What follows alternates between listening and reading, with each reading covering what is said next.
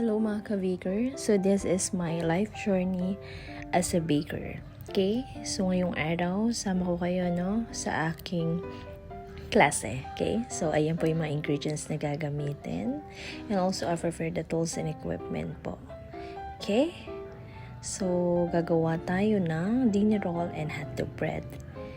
So ready na po yan. So syempre, ayan. And also, ready na ang ating yeast. At ayan, minasa ko na. Minekos-mekos ko na ang pagmamasa. Seryoso. Seryoso ang teacher natin ngayon. Okay, so patient is a virtue talaga kapag nagmamasa po tayo. Kasi medyo nakakapagod. Pero laban lang. Okay. Ayan, medyo galit na ako dyan. Char, hindi po. Ganyan lang po talaga ako magsalita. And nagde-demo po ako, sinasabay na ako ng mga estudyante ko dyan. Kaya minamasa lang namin. Gagawa kami ng monay or dinner roll and also hotdog bread later.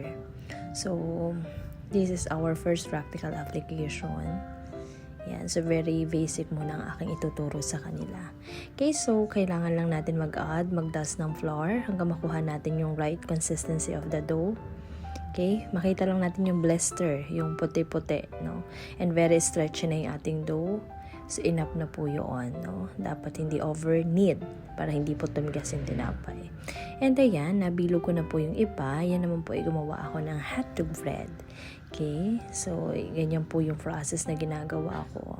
So, this simple bread po talaga, pwedeng pang negosyo, no? Pwedeng ibenta, okay, gawing negosyo ng aking mga estudyante. So, kaya yan po ang tinuro ko sa kanila. It's a very simple recipe na usual po, no? Madaling ibenta, no?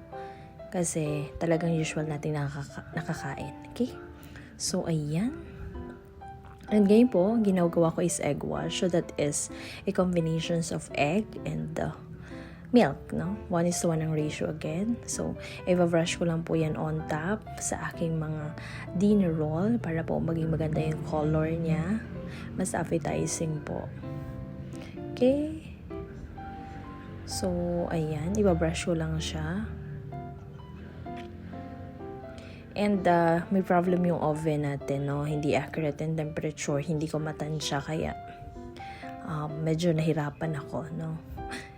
Hindi ko makita yung temperature.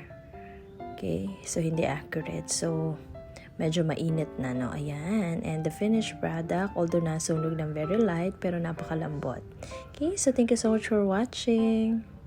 Yung complete recipe po ay ilalagay ko sa ating description box. At samahan niyo pa rin po ako for my next video.